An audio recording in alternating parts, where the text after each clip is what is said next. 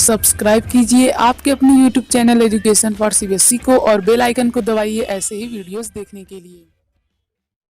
तो आ गए हैं आप तो प्यारे बच्चों। आज की इस वीडियो में हम लोग बात करने वाले हैं किसके बारे में, एरिड सॉइल के बारे में और इसी के साथ साथ फॉरेस्ट सॉइल के बारे में बात करने वाले हैं। आज की इस वीडियो में हम लोग एनसीईआरटी का लाइन बाय लाइन एक्सप्लेनेशन देखेंगे। तो अपने साथ एक कॉपी और पेन को ले लीजिए और इसके साथ साथ नोट करते भी चलिएगा वीडियो को पॉज कर करके इंपॉर्टेंट पॉइंट्स को, ठीक है, ताकि आप लोग उसे बार बार रिवाइज कर सकें और अच्छे से उस कॉन्सेप्ट को समझ सकें। तो चलिए इसे स्टार्ट करते हैं, लेकिन प्यारे बच्चों एकदम ध्यान से देखिएगा।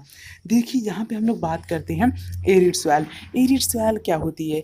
ये एक ऐसी सॉइल होती है जो कि सैंडी टाइप में होती है। तो चलिए हम लोग इसे पढ़ते हैं। देखिए एरिड सॉइल जो होती है वो रेड से ब्राउन कलर में हो सकती है, मतलब रेड भी हो सकती है और ब्राउन भी हो सकती है। और इसका जो स्ट्रक्चर होता है वो बहुत ही सैंडी होता है, मतलब कि बालू टाइप में होता है, जैसा कि हम लोग देखते हैं, ठीक है। तो जब इसका अब इसे हमें का कंक्लूजन क्या मिलता है, मतलब एनसीईआरटी हमें कहना क्या चाहती है? अब यदि उसका स्ट्रक्चर जो सैंडी है तो इसका मतलब वो बहुत ही ज़्यादा सैलाइन होगा, ठीक है। और यहाँ पे मतलब इसकी वाटर होल्डिंग कैपेसिटी जो है वो कम होगी, तो यानी कि यहाँ पे भी वेजिटेशन कम होगीगा। तो एक लाइन का मतलब आप लोग समझिए। तो इस तरह से एनसीईआरटी हमें समझाती है, वो हमें ये कहना चाहती है कि ये सैंडी होते हैं नेचर में।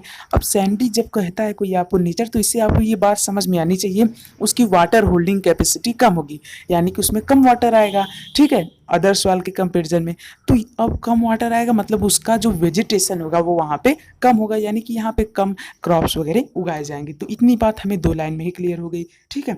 अब जो कुछ एरिया होता है यहाँ पे साल्ट का कंटेंट बहुत ही ज़्यादा होता है और यहाँ से हम लोग कॉमन साल्ट को ऑब्टेन भी करते हैं। सोचिए कितना इंटरेस्टिंग सवाल है। एरिड सॉइल एक ऐसी सॉइल है, इसमें कुछ एरिया के पास साल्ट कंटेंट बहुत ही ज़्यादा होता है और वहाँ के जो वाटर होते हैं उसे हम लोग इवापोरेट करके, यानी कि इवापोरेट समझ रहे हैं ना, इवापोरेट करके हम लोग यहाँ पे सॉल्ट को ऑब्टेन करते हैं। अब यहाँ पे सॉल्ट क्यों पाया जाता है? देखिए यहाँ पे हमें बताया गया है कि यहाँ पे वाटर जो होता है वो सैलाइन होता है, मतलब ये जो सॉइल होती है सैलाइन होती है, तो इसी वजह से यहाँ पे जो कॉमन सॉल्ट होता है वो पाया जाता है।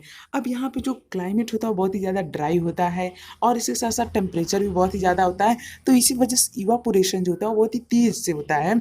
और ये जो सॉइल होती है इसके पास ह्यूमस और मॉइस्चर नहीं होता है। नोट करते चलिए, इस सॉइल के पास कोई भी ह्यूमस या फिर मॉइस्चर नहीं होता है और इस सॉइल का जो लोअर हॉरिजन होता है वो कंकड़ के द्वारा क्या होता है, ऑक्युपाइड होता है। तो चलिए हम लोग देखते हैं कि हॉरिजन क्या होता है और कंकड़ क्या होता है। देखिए जैसा कि हम लोग जानते हैं सॉइल प्रोफाइल में सॉइल को अलग अलग लेयर्स में बांटा गया है और इसकी हर एक लेयर को हम लोग क्या कहते हैं, इसकी हर एक लेयर को हम लोग हॉरिजन कहते हैं। तो हॉरिजन जो होता है वो सेल का जो सॉरी जो सॉइल होता है उसका जो अलग अलग लेयर में डिवीजन होता है उसी को हम लोग क्या कहते हैं, उसी को हम लोग सॉइल की हॉरिजन कहते हैं। अब इसे हम लोग कहते हैं ए हॉरिजन, इसे हम लोग कहते हैं बी हॉरिजन। तो यहाँ बताया जा रहा है कि जो लोअर हॉरिजन होता है उसके पास रॉक्स का बहुत ही ज़्यादा कंटेंट होता है, तो यानी कि इस वाले के पास रॉक्स का बहुत ही ज़्यादा कंटेंट होता है। आप समझ में आए इस लाइन का मतलब? तो छोटी छोटी लाइन भी एनसीईआरटी में कई वर्ड्स कह जाती है। तो अब हम लोग बात करते हैं किसके बारे में, जो कंकड़ लेयर का फॉर्मेशन होता है बॉटम हॉरिजन में, ये क्या करता है, ये वाटर का जो फिल्ट्रेशन होता है उसे रोकता है, ठीक है, मतलब वाटर को फिल्ट्रेशन नहीं होने देता है। और यदि यहाँ पे सॉइल की प्रॉपर इरिगेशन हो जाए तो यहाँ पे कल्टीवेशन कुछ हद तक हो जाता है, समझे? अरे भैया हमने ये देखा कि ये जो सॉइल होती है बहुत ही ज़्यादा सैंडी होती है, तो इसकी वाटर होल्डिंग कैपेसिटी कम हो गई, तो वाटर यहाँ से यहाँ तक निकल करके आ गया, मतलब रिस करके आ गया। फिर यहाँ पे आने के बाद बताया गया कि यहाँ पे रॉक्स वगैरह होते हैं, तो रॉक्स वगैरह क्या करते हैं, वाटर को नीचे जाने से रोकते हैं और इसे सॉइल में ही बनाए रखते हैं। तो यदि हम लोग इसकी प्रॉपर इरिगेशन करें ताकि यहाँ तक पूरी नमी बनी रहे, तब जाके हम लोग कहाँ यहाँ पे कहीं हद तक, मतलब कुछ हद तक क्रॉप वगैरह उगा सकते हैं। समझ में आया? तो ये टाइप की जो सॉइल होती है वो कहाँ पाई जाती है, वेस्टर्न राजस्थान में पाई जाती है। पूरा समझ में आया? अभी हम लोग रिवीजन भी करेंगे, डोंट वरी। अब हम लोग बात करते हैं फॉरेस्ट सॉइल के बारे में। फॉरेस्ट सॉइल जो होती है ये हिली रीजन में पाई जाती है और माउंटेनियस रीजन पाई जाती है, यानी कि जहाँ पहाड़ वगैरह होते हैं वहाँ पे ये जो सॉइल होती है वो पाई जाती है।